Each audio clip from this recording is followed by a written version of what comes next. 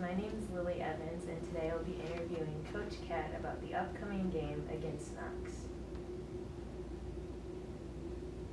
During this bye week, what did you work on in practice?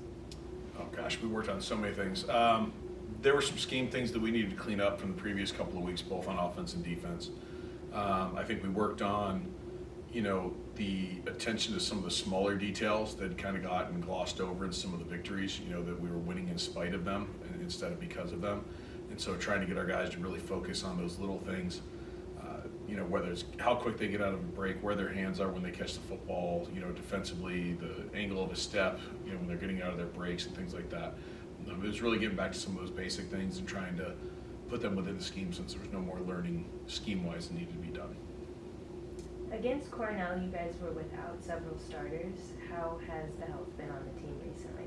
Yeah, the bye week came at a really good time for us. Like you said, we were without, I think, 4 starters on game day against Cornell, including Captain Justin Elby and, AJ and a few other people. And so coming out of the bye week, I think a lot of our guys maybe had little dings and bruises that we needed to get worked out. I think we're going to be a much healthier team. I expect to see our largest population at a Monday practice in a while today. And we really took the time with some of the guys to pull them back out of some physical activity, get them rested up for this 7-week stretch that we have to close out the regular season.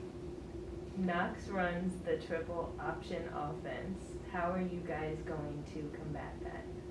Yeah, I mean, the triple is unique. They're the only team in the conference that runs it. They're one of probably only about 10 to 12 schools in the country that still run it.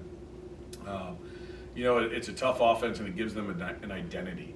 And I think that's one of the things, defensively we'll try to push them out of their comfort zone, get them behind the sticks a little bit wherever we can, and make them not have, 3 and 4 run plays in a row that can get first downs. I think that for our guys, the intensity and discipline to every play and to attacking it the right way and not trying to do too much is something that they understand. And I hope that they really put that game plan into play. It's a very good offense. It's one that we have a lot of respect for because of it. It is an identity offense, and hopefully we show up ready to give the identity of our defense a chance to battle against it. How do you feel about the progression of offense, and what do you want to work on? Yeah, I think our offense has had a pretty steady progression through the first quarter of the season or whatever it is. We've had different guys make big plays in different games. I think we've started to see more consistent play from some guys. And I do think against Cornell we found our running game a little bit too. We had kind of lost sight of that the first couple weeks of the season compared to where we were a year ago. I think part of that was intentional because we wanted to get more diversified in our offense.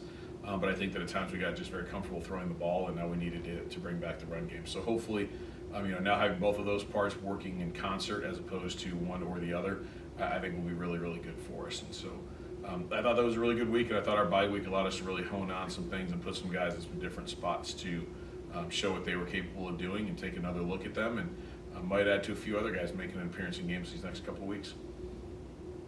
Defensively, you have been really strong. What is something you want to work on there? I think the biggest thing defensively, if you're to ask our defensive coaches and myself included, is we don't want to give up the hiccup play. Each of the last 2 weeks against Illinois College on the first drive and against Cornell early in the game, we gave up a hiccup play that ended up being 45-plus yards. And that's not really who we are defensively. It was execution. It was a little bit of focus. And I think that not having that one play go for a big pop that forces us to, quote, wake up. I think if we can show up with that intensity, show up with that focus to detail, now we don't have to have that one play of, oh, wow, we just get a 45-yard play because we weren't focused, and now all of a sudden we're fighting to keep a touchdown off the board. I think that consistent attention will be what we really want to see this week. One area that Lake Forest College is really strong at is the coaching staff. How has this helped you throughout the conference season?